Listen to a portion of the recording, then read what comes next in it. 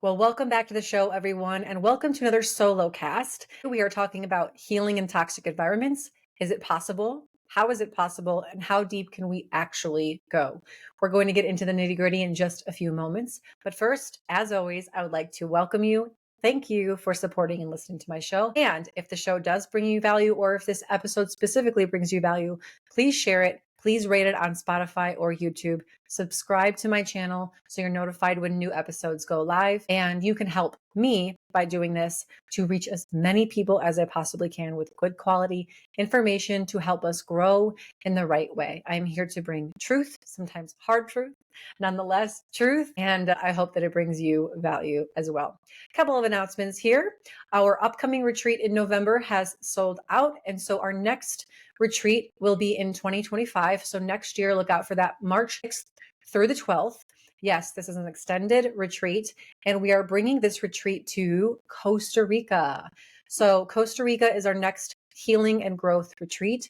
This is, you guys, this is not a normal retreat that you are maybe used to seeing or participating in. This is not just somewhere to go through a couple of exercises like meditation, yoga, journaling, hand holding, and things of that nature. I have developed a program called the Reignition Program over my 12 years of work. And this is a truly progressive, holistic, mind, body, spirit, mostly spirit program. So this is called the Transformational Healing and Spiritual Growth Retreat for that exact reason. Whatever you're going through, wherever you've been, I can promise you that this retreat will help you reach your next level in discovering more of your true self, as we like to call it, or your higher self, or your God-given soul purpose and design on this earth. A lot of times we have wounds that distract us or confuse us from this soul purpose or identity or calling, and we kind of forget who we are. And we have things that hold us back. At least I call them chains, internal chains. And we may feel a prisoner to these circumstances or habits or thought patterns or feelings, whatever that may be.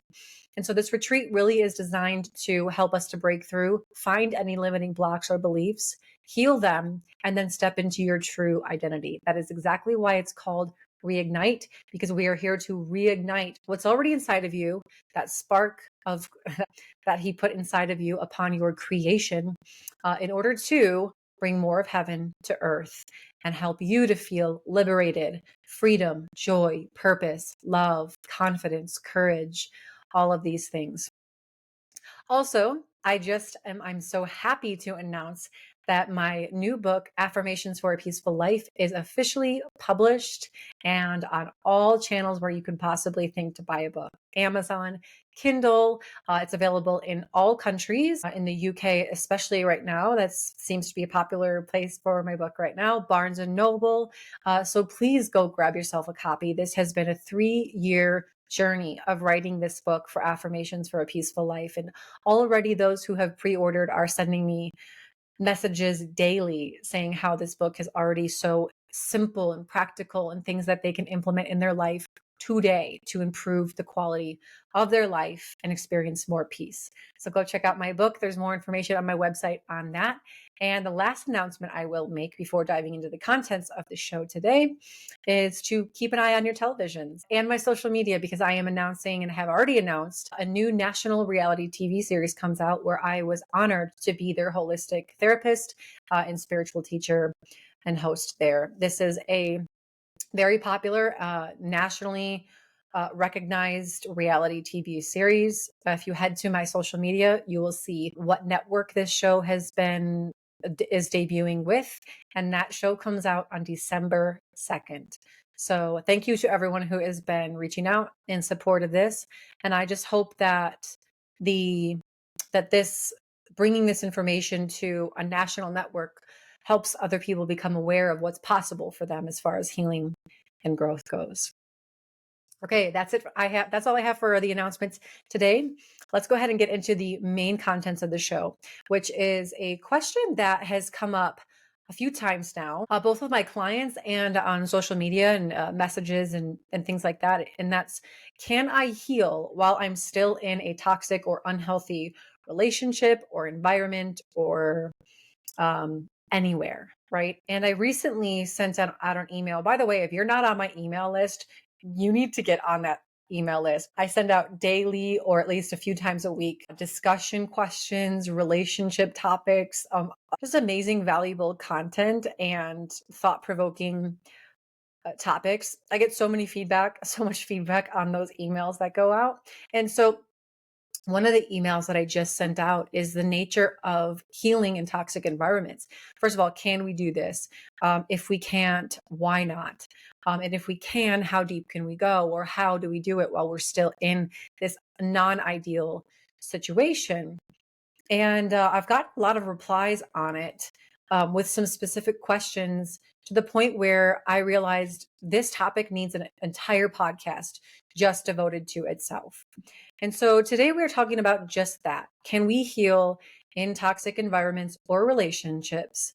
If so, what's the nature of that? And if not, why not? And what should we do? So as we roll into this, we're going to be covering a couple of different things on our road to discovery of either validation or objection to the fact that we can or cannot heal in toxic environments. Now, I'm sure the different practitioners may say different things in regards to this, but I want to do a couple of things here. First of all, I want to define what healing actually is, because this is a very buzzy word right now with everyone's healing and everyone's on their healing path. So what is healing? We will define the types of environments that I'm speaking of in regards to healing or non-healing. We will discover how we know if we're in a toxic environment, what to look for, basically, what makes something toxic. We will discover who are safe people and how do we know we're in safe environments. And then we will answer the question once and for all, is healing possible in these environments? So first, let's get started. Let's define what healing actually is and also what healing is not. So I'm under the firm belief that we are not broken people, although there are religious settings or sometimes other types of settings that say that yes, you experience a break. What I would prefer to find this as is that healing is a repair of a rupture or an injury or a wound. Meaning, this is not fixing you or fixing a break or you're broken and you've got to be fixed somehow. It's really about restoration back to your original strong design. And in some cases, back to a stronger place. You know, there's a concept I love to refer back to called kintsugi. And this is a Japanese form of pottery in which they take a broken piece of clay or pottery and restore it by welding it with gold, pure gold, which means that after the break, it's actually more valuable than when it started or before it was quote unquote broken or fractured. That being said, that is the same way that I see our systems and the healing process. See, most often our original form was one of incompleteness or immaturity or just something that hasn't been fully developed yet. Oh my gosh, this is so good. So the original form is something that hasn't been fully developed. And then a rupture or an injury or a wound happens. And the healing process is really about the restoration of the wound to a more stronger or cultivated or fortified version of yourself, or at least that part of yourself, than it was before. And so that being said, also is we cannot define healing as a destination, more so that we can a process. And that would also mean that by the mere nature of a wound or an injury or a rupture would mean that if you are in an environment that is constantly provoking or scratching or poking or bringing light to, reminding of an open wound, then can healing really occur within those circumstances? And which leads me to kind of the answer to this entire question, that the answer is no. You cannot really heal if you are still in or in any toxic or unsafe environment. This goes for relationships, it goes for job, it goes for a place in your life, it could be a geographical location.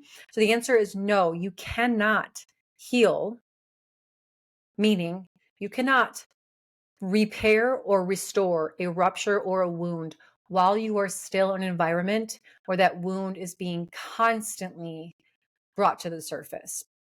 It's like picturing an actual wound on your skin. Let's just say you have an adhesion of some sort on your skin, or like a literally an open wound, right? You can see it's raw, and every day you take a pin or something sharp and you keep poking at it or pricking at it.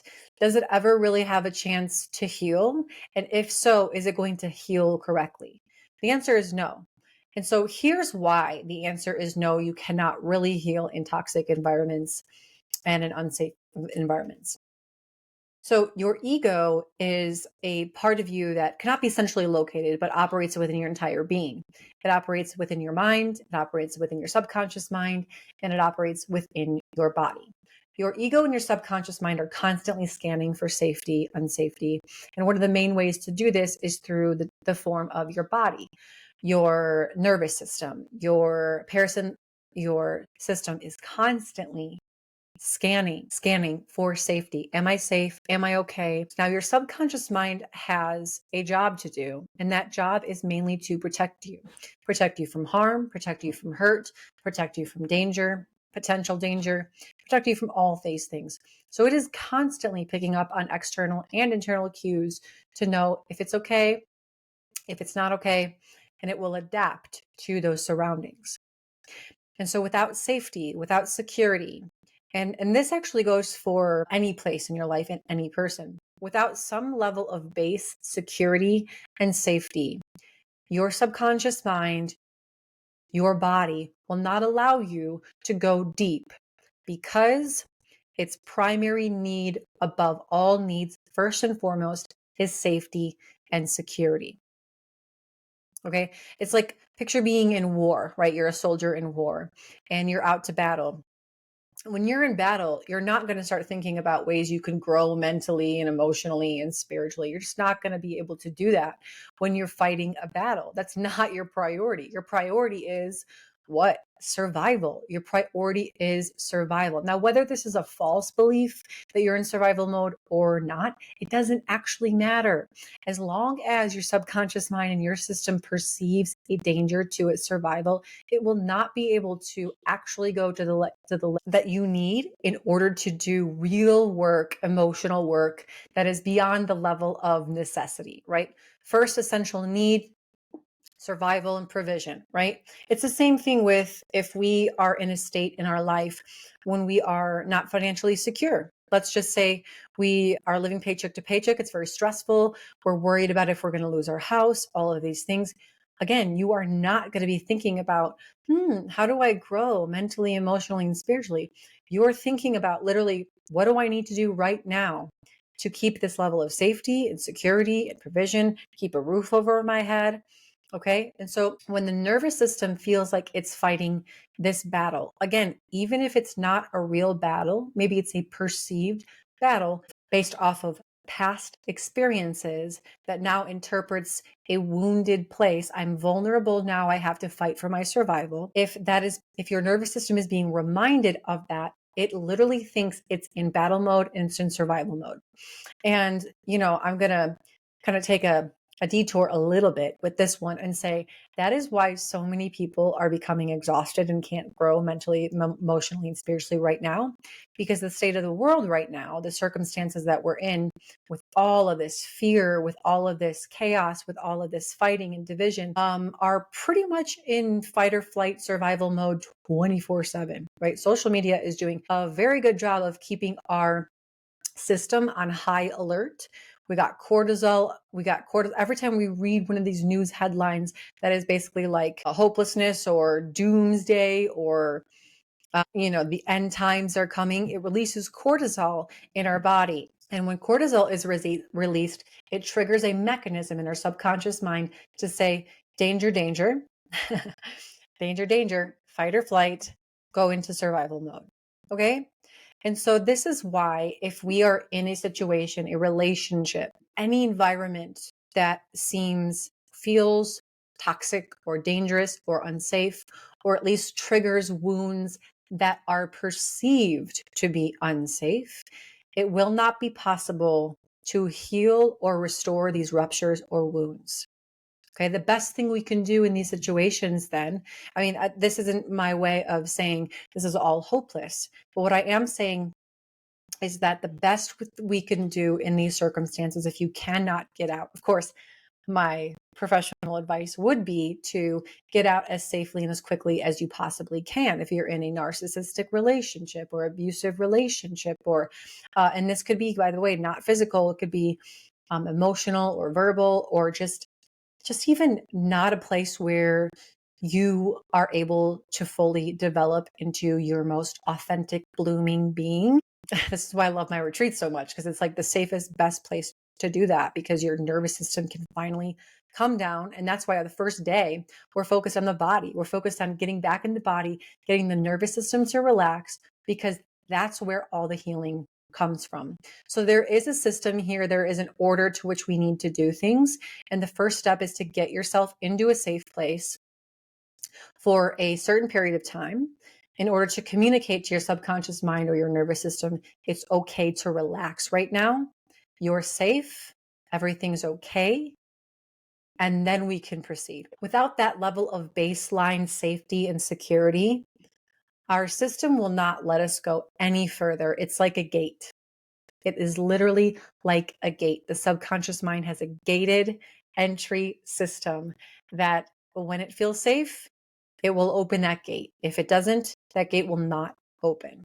So the best we could do in these circumstances, and I want to just mention, oh my gosh, this is really important. I also just want to mention that if we were to try to press deeply in a time when we do not feel safe or secure or at ease, we are actually looking for danger, and we are being a little bit irresponsible when it comes to our systems, because the system operating in terms of parts will feel very unsafe if you're trying to pressure it or force it to go into vulnerable spaces where it takes down its defenses when it shouldn't be taking its defenses down. This is very, very important to remember, because safety, again, must be built before you're going deep. If you try to go deep or bypass that gated system, you're basically ignoring the defensive mechanism of your system, losing trust with your system. And it's going to say, like, it's almost like, oh, this is a horrible correlation to make, but it's almost like rape.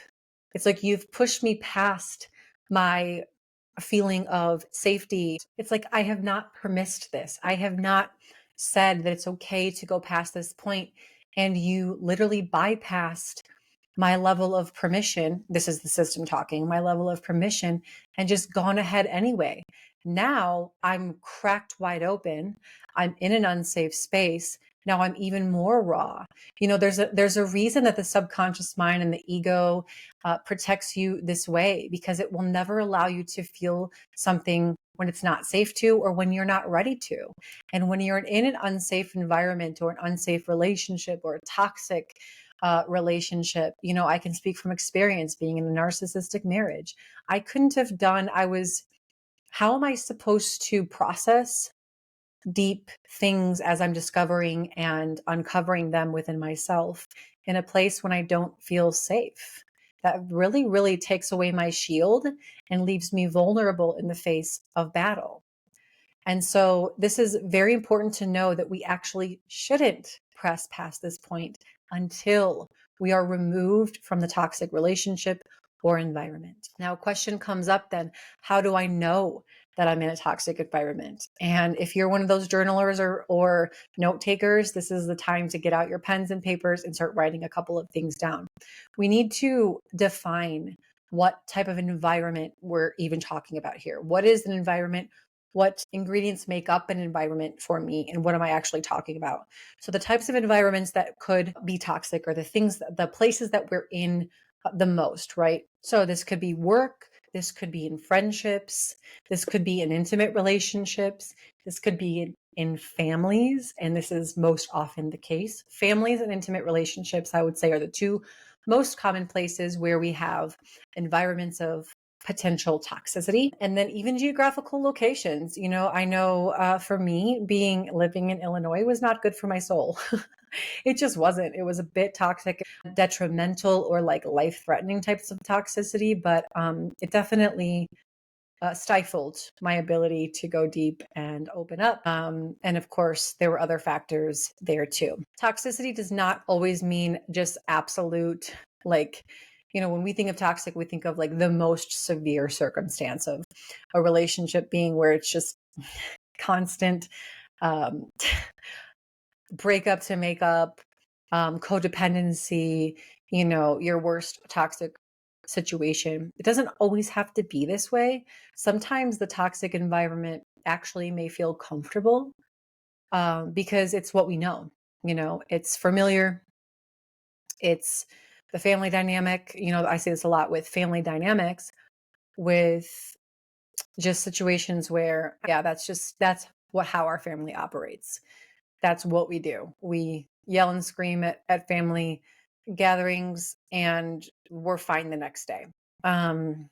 Or it's just an absence of connection. We could call this an element of neglect within the family, where everyone's just like toxic positivity almost, just everyone's surface level talking about how's the family, and I want to just highlight my accolades and my achievements.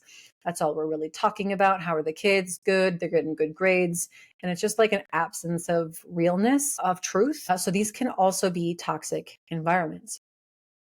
Now, how do we know what makes something toxic? How do we know that we're in something toxic?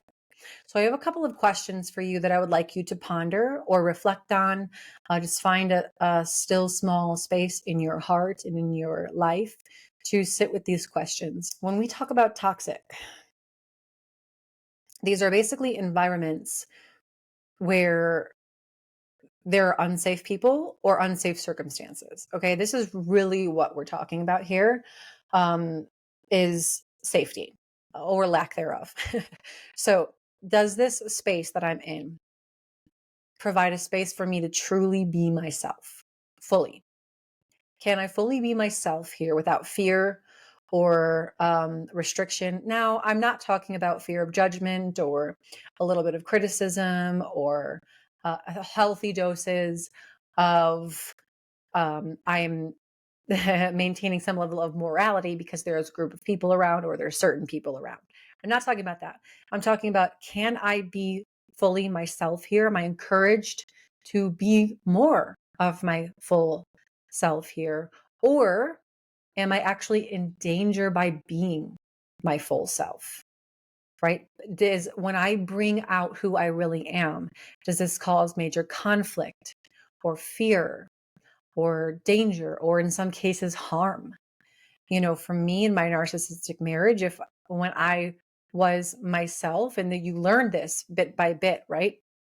When I was myself, it almost always led to a conflict or a turmoil of some sort. Okay. So in this environment, I was not encouraged, or the space wasn't created for me to really explore who I was. It was shut down. It's shut down often in these types of spaces, even if you're just trying to figure things out, hash things out. It's the spaces where people take your words and they kind of use them against you at times in the future, or even right then and there. So you can't really talk things out to understand them. And then also ask yourself with this, is this a projection that you are putting out there? Or is there real proof of this being the case? Meaning, if I am already afraid to bring up or out my true self, and I'm with somebody else, am I just holding back my true self because I already have that fear? And I'm just saying, it's your fault. I can't really be myself here. Well, is it is it really true that you can't be yourself with this person specifically? Or is this a pattern that you're so used to that now you are in a safe space, but you're not stepping out of the old pattern and wound and into this new safe space? Does that make sense? So we need to constantly be weighing this with that lens, right? Is this a projection of mine because I already have carry this wound with me and I haven't healed it yet? Or is this really the case in this specific environment? You need to have that proof in order for it to be that the environment is toxic, rather than you just need to work on your healing so you can let go in this environment. Okay, another aspect that you should ask yourself and questions you should run by your filter is, does this place frequently trigger old wounds for me? Because okay, here's a couple of things. Oftentimes, we will put ourselves in similar situations because we haven't healed an old wound.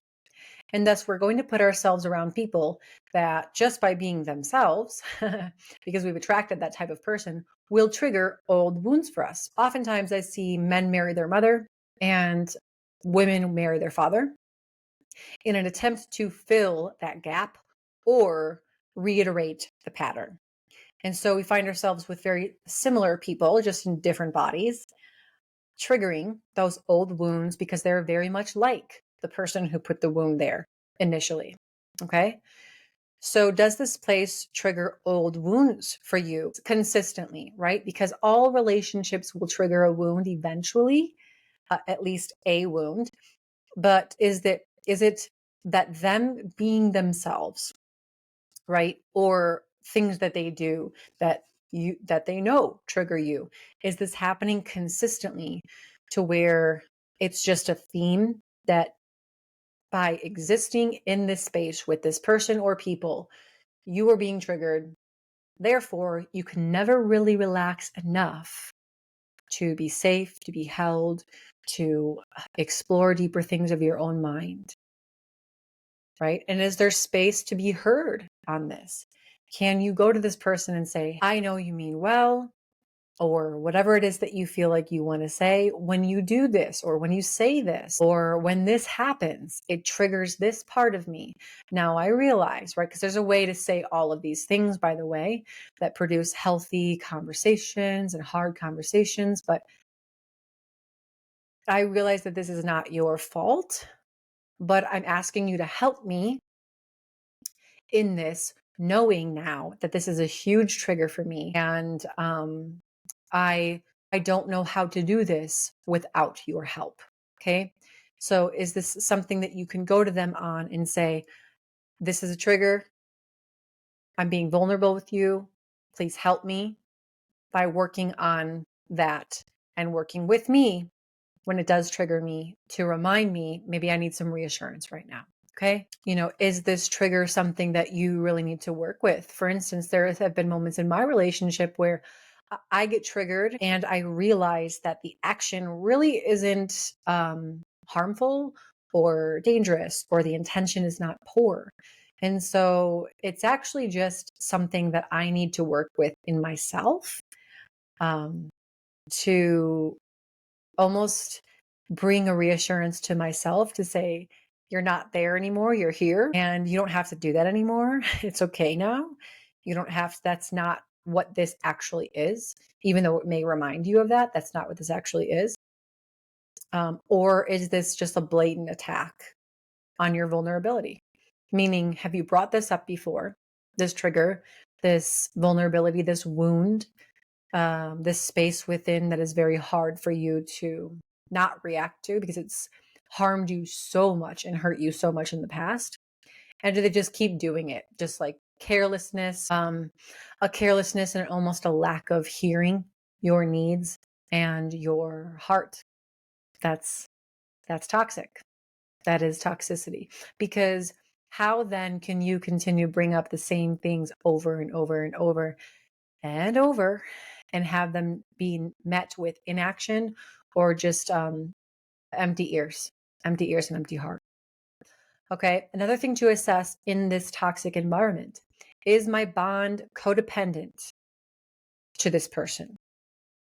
Meaning, am I actually addicted to the pain and the controlling nature and it feels like a drug. I've had clients actually tell me that it feels like a drug. The relationship, the connection with this person feels like a drug, and they keep coming back for more, and almost to the point of withdrawals.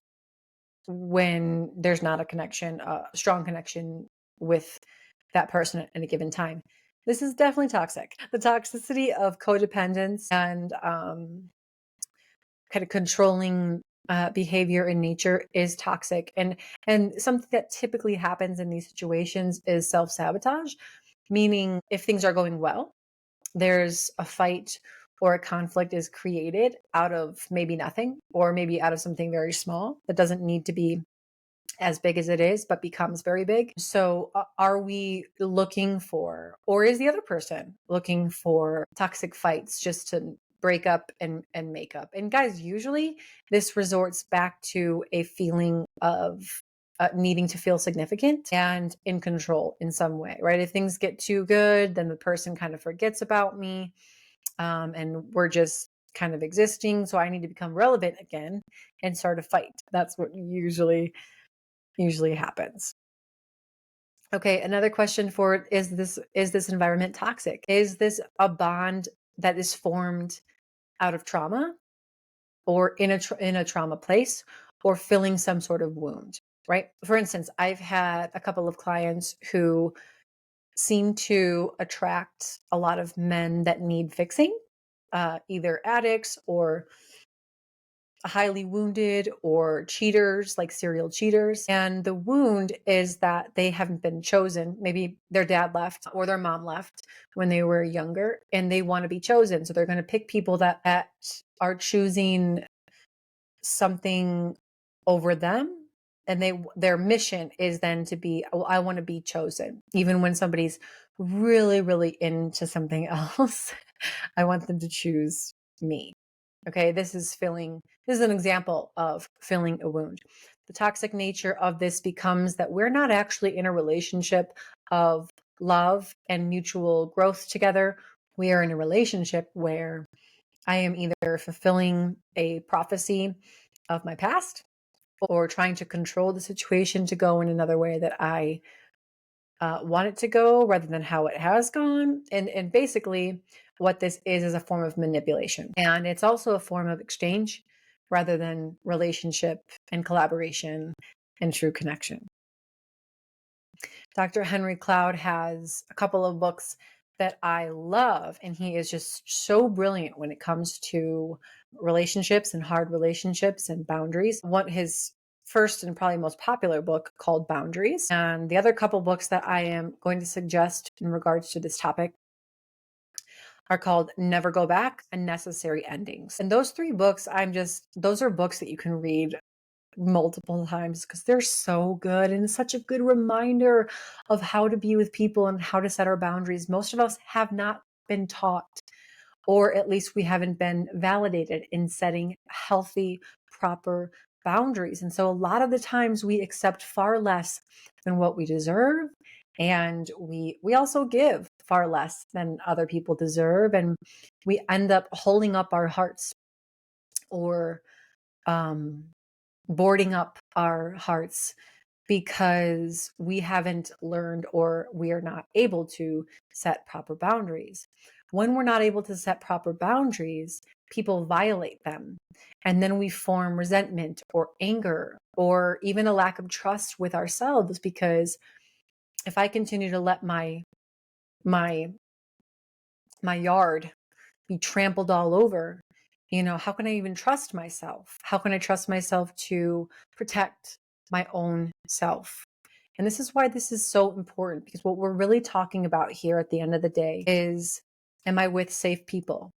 And how do I know when I'm with safe people? How do I know when I'm not with safe people? And I'm going to say this, as hard as this may be to hear, there are way less safe people than there are unsafe people.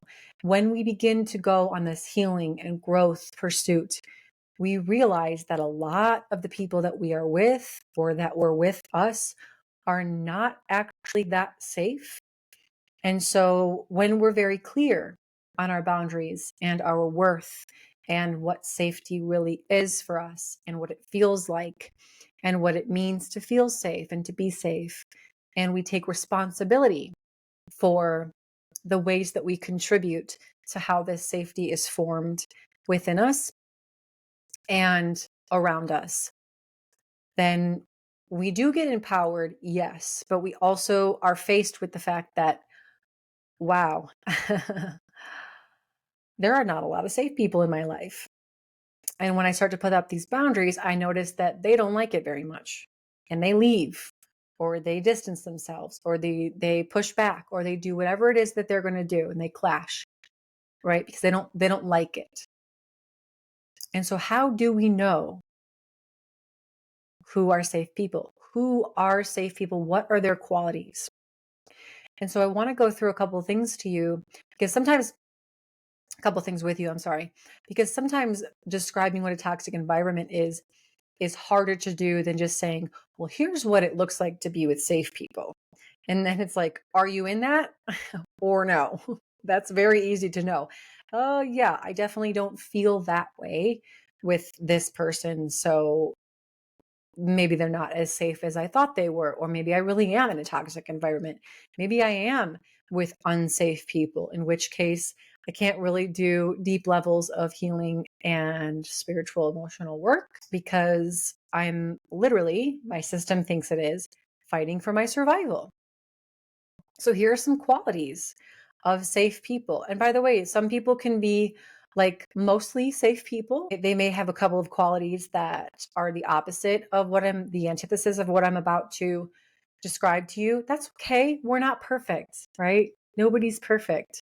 So I may have 99% of the aspects of a safe person and have a couple ones that I'm not so good at, but that doesn't make me an unsafe person, or that doesn't make somebody else an unsafe person. So let's kind of go through this. Safe people create an environment for you to be yourself. Okay? So in other words, safe people want you to be the truest version of you and to see you discover that and explore it and be curious about it and learn about it. And they want to learn about it rather than being a version of yourself that is convenient for them. Okay. Safe people want you to be fully yourself and to watch you explore that. Unsafe people want you to be a version of yourself that is convenient for them, a version of yourself that serves them, that makes them comfortable, that makes them feel validated. It's unsafe people. It's not about you. It's about them mostly. And with safe people, it's like a mutual curiosity of who are you? Okay. Who are you? I want to know. And I give you the space. They create space. Not just like a container of space, but like space, like distance for you to figure that out. A large part of that role should be your parents, right? Parents should be the safest space and people for us to, especially when we're children, young children, to figure that out. That's what a parent's job is to watch, step back, create space with enough safety and structure so that that human, that child, that individual can figure out with safe guidelines, who am I? Okay. It's like with bumpers. It's like the bumpers. And this is safe relationships as well. You don't want to be in a relationship where they're constantly trying to manipulate you or convince you that you either are or aren't somebody that you haven't decided that you are or aren't. So people that speak life into you, not who tell you about all the negative things you are, or maybe that you are something that may be convenient for them, but not actually be true for you. Now, of course, there is a responsibility that you have in these relationships as well to know thyself and to want to know thyself. And so if you have somebody who is constantly reiterating certain things about you, then it's your job to really be the litmus test for that and say, is that true? Is that true about me? And maybe it is true about you in that time. Maybe you are being that way, but maybe that is not actually you at your core. Does that make sense? And so, again, we are always responsible for collaborating in all of this safety as well. You can't just say, I'm just with a bunch of unsafe people. That's why I'm not able to be myself. Well, you also still have a responsibility to be a safe person for other people. and you will most likely attract other safe people. Another quality of safe people is that they respect your no's. And by the way, no is a complete sentence. No, period. You'll know who these people are when you start to give them answers like no, right? When we're kids, anybody who's listening, I'm sure you have kids, that when your child goes through that season of life, that age when no is like their favorite word, right? They just want to say no. This is such a crucial time because children are learning the power of their no and if it's respected or not.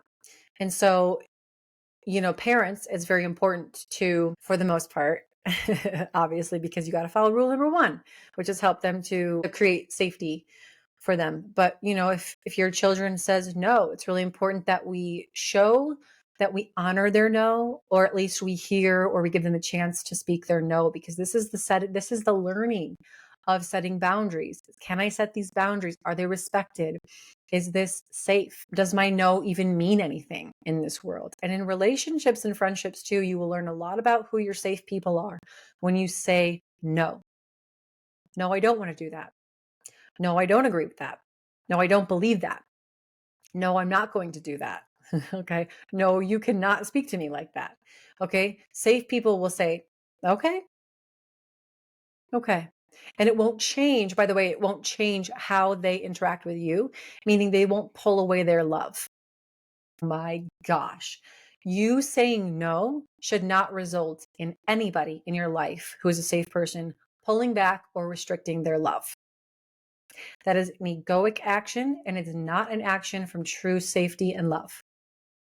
Period. Your no or your yes should not dictate how much love you're receiving from any person. And that one just feels like a harsh truth because I can feel people who are listening to this podcast right now being like, wow, I am definitely in a relationship like that, or I've been in so many relationships like that, and sadly enough, one of the most common relationships for this dynamic to be found in is with mothers to their children. Codependent mothers who haven't healed their own wounds yet, hearing no's from their grown adult children and doing the guilt trip and bringing up something else as a form of manipulation to their child. It's an icky behavior. And it requires you to be ultra aware of yourself, and it takes self-control and discipline for you to stand firm in your no. Okay, so your no should not change based on the reaction of other people. My gosh, that is so good. Meaning, your no means no, period. Your no doesn't just mean no as long as somebody accepts it and goes along easy with it. Your no means no, even when, and especially when you get pushback or the guilt trip or potential manipulation. This is when you really build strong character, strong self-worth, and big time confidence in yourself. Is when, even when somebody is not responding well or honoring or respecting it, or they're calling you names, or they're bringing up old wounds or old behaviors or guilting, whatever that may be, your no still means no. So we can set a boundary, but a boundary is no good unless it's honored. A boundary is actually not a boundary if it's set and then removed. I can't say no, and then somebody pushes back and I say, yeah, okay, well, yeah, never mind, I'll be there. That was never a boundary then. Never a boundary. Or at the very least, and actually worse, what you're communicating is my boundaries are pretty pliable and you can push over them whenever you want. My boundaries aren't actually real boundaries and they don't really mean much. You train people how to treat you. This is what I tell my clients. You train people how to treat you. If you set a boundary and consistently go back on it, people know that you're not really good on your word. And when you set a boundary in the future, they will not take you seriously at all. And they won't honor it. And then they don't honor it, then you resent them, you get angry and all these things like it's their fault. Well, the boundary honoring and withholding is actually your responsibility. Sorry, it's true. Okay, third quality of safe people, they respect your experience without trying to convince you that it's wrong. And the opposite of that would just be gaslighting. So, which is a tendency of narcissistic personality disorder. Does not mean that people who gaslight are narcissists. Let's be very careful with that, okay? Because a lot of us, if we're being honest, gaslight just because we don't want to accept that somebody has had a negative experience on our behalf. That doesn't mean you're a narcissist. That just means that you are not being nice in that terms. Everybody deserves for their experience to be validated. And of course, again, personal responsibility, right? It's important that we are able to validate our own personal experience deep down first and foremost. And therefore, when somebody else doesn't validate it, it's not so crushing to us. But to be with safe people, you really do want to be with people who can externally validate you and say, I get that. I'm sorry that you've had that experience. I'm sorry that I was a part of you having that experience. I'm sorry that you had that experience with me, right? You do not need to be with people who try to convince you that your experience is wrong, that you're stupid to feel that way, that you shouldn't be seeing something that way. Oh, this is your fault for seeing it this way because that's not how I intended it. True communication and understanding is not how you meant something. It's how the other person interpreted it or received it. It's like the game of telephone. I could say something in the little microphone and it get distorted along the way. And then that message gets completely perverted down the chain. And this is the same with communication. We've got to make sure that, can you do this all the time? No, absolutely not. But we've got to make sure and check in with the other person to say, okay, wait, what did you hear me say? Like, what was that experience like for you? And then I can tell you, yep, that's exactly what I meant. Or, okay, no, that's not what I meant. Let me try again. Okay. And then when they do tell you that they had a certain experience that may not be what you intended, it doesn't matter if you didn't intend that. It matters that they had that experience. So our responsibility, really, this is collaborative. Again, all of this is collaborative in relationships. Like, we're looking for safe people here, but we also want to be safe people. We want to be safe people for others. So they respect your experience and your feelings without trying to convince you that it's not true or you shouldn't have that. Okay, another aspect of safe people, I just have two more. That there is safety in hard conversations. Being with unsafe people is very hard because every conflict or serious conversation comes with a great amount of energy expenditure. And you all know what I'm talking about. I'm sure you've been in relationships like that where it's like you have to like pep yourself up for days in order to have hard conversations. When you do, it always takes so much out of you. It lasts forever. It lasts for hours. It usually turns into something that it was never about, right? So there's safety in having hard conversations, meaning we can do these hard conversations and not be at total odds with each other. In fact, we could do these hard conversations and come out the other side actually closer. Imagine that.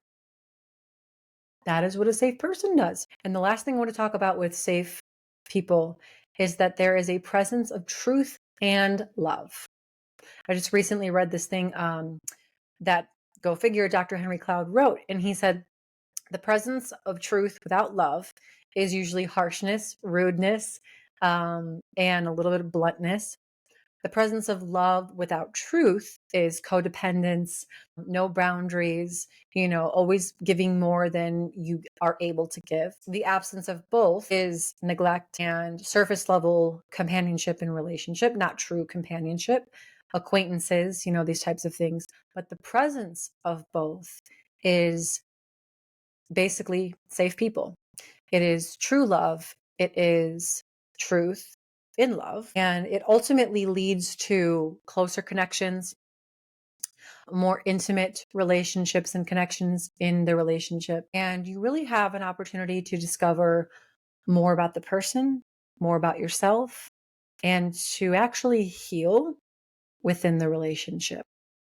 The right relationships, you guys, will create an environment for healing, not be the place where you need to heal from the relationship. Oh my gosh, when you are with the right people, they will actually create an environment where true healing can happen. They will not be the place where you actually need to heal from the relationship.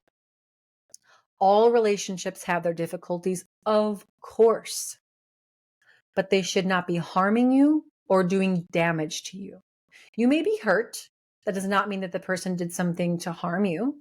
Being hurt and being harmed are two different things. I actually talk about this in my book, the difference between hurt and harm. Hurt is, to some extent, an aspect of my interpretation. Harm is an aspect of that person's intent to do damage or negligence to do damage on me, meaning I'm a victim. Okay, that's harm. And most of us are not in victim places, but when we talk about toxic environments and toxic relationships, we are. We're talking about the difference between harm and hurt. In toxic environments, you're being harmed. This is harming you in some way. It's doing damage. It's the type of damage that you feel like you need to actually heal from, and yet you're in it. How can you heal from what you're in? And so to recap, you guys, for today, can we heal in toxic environments? No, we cannot. We must be free of these. We must get ourselves into safety and security and certainty in order for us to do anything else. It's a spiritual truth. It is a spiritual truth that you cannot do deep spiritual work at any level if you're homeless on the streets or feeling like you're in survival mode. Now, unless you plan on being a sage of some sort and a monk, in which case that actually is your path to be able to trust enough. And trust, maybe it's a podcast for a whole nother topic, for a whole nother time. But what this really comes down to is trust. Building trust first and foremost inside. Building trust actually first and foremost in God, in the knowing and the truth, the deep truth that you have and you always will be provided for and guided. Then the trust within yourself to know I can handle anything, and also I can handle myself. I can say no. I know that I have the strength to not allow myself to be violated in any way. And if I am being violated, I trust myself to advocate for myself and speak up. And this is where a lot of people actually are. I mean, if we're all being really honest here, that is the place that we actually are, is that we don't have enough internal trust and safety built within ourselves to know that when you are being violated, or your boundaries are being crossed, or you're not being treated fairly, or you're not being treated according to what you deserve, that you will advocate for yourself. You will set the boundaries that are necessary to keep you safe inside and out. And you will be strong and rooted in yourself. You will be your own protector. You will be your own hero. And the reason that we don't feel safe in these environments with these people sometimes is that we don't have the safety built inside of us. Now, oftentimes this is going to require us to leave the situation first, build that muscle of safety and trust within ourselves, and then we may, not always, but we may actually want to return to the situation that we got space from, or the relationship that we got space from, and realize that, yes, okay, the safety thing was a me thing. I can actually see that this person was not a toxic person for me. I just needed to be a safe person for myself first. Or we realize that no, now that I have built enough trust and safety within myself, that is not a good place for me to be. I cannot be this version of myself in that environment. And that was the case with my divorce. I knew that I couldn't do what I needed to do and be who I needed to be in that environment, in which case you just continue on your path away from that or away from them. This is not an easy thing to do. I'm speaking of it as if it's just like super easy and you can just do it, but it takes a lot of deep reflection. It takes some honest assessment, because a lot of times we don't want to say the truth about where we are and who we're with, because we don't want to have to do what it requires once we recognize and admit this is not safe for me. I am not in a good position. I now need to change a lot in my life. It's not an easy place to be, especially if you've been there for a really long time, especially if it's family, especially if it's a spouse. But it's the thing that we need to do. It's the thing that we need to do to come to a place of deep truth, resonant truth within ourselves and the other person, and honor the truth that is within, which is, this is not safe for me. I can't be who I know that I am in this space, at least not right now. And to advocate for that in our relationships, to advocate, to say, hey, listen, I don't know if this is going to be a forever thing, but I know that I need to figure it out. And so at least for now, we need to take space. I'm willing to take that risk, right? We need to feel that ourselves are more important than the risk that we may be taking by potentially losing someone or some idea of someone, and maybe even losing them. And there's another chapter in my book about losing people. I don't believe that we lose people, because we never have people. We can't possess people. That's not, we can't do that. When we don't possess anything. We're only borrowing everything here. Even our children, by the way, they are not your possession. You are stewards of all that you have. Meaning most of what you have is only for a season or a period of time. And eventually you'll have to let that thing or person or place or idea of a person continue to flow in their own journey, and let you continue to flow in yours. Listen, this is a topic that I can go on and on about, but ultimately I just want to share this with you. If you are in a toxic or unsafe environment, my recommendation is to try to get out safely and as quickly as possible, because that is the best thing for your soul. If you're not able to, then I advise you to tread carefully in the healing path. Bring awareness to what parts of you are wounded in this, and what you can do that is not putting you at jeopardy. Like I said earlier, at jeopardy of being exposed or too raw or too vulnerable. So what you can do as far as bringing awareness to your parts, your wounds, what you want out of life, and focus more on tangible things like managing your own internal space, managing your own emotional reactions. How are you reacting in the face of these triggers? How you get back to peace once you are triggered, or even where these triggers are coming from, right? And what you're going to need or want in the future. Like, what is it about your patterns? You could discover a lot about yourself in this place, but to do any deep healing on these wounds might put you in danger until you're out, especially if you're with a narcissist. When you start to put boundaries, because you're learning how to put boundaries and that's what you need to do, it could lead to a lot of backlash.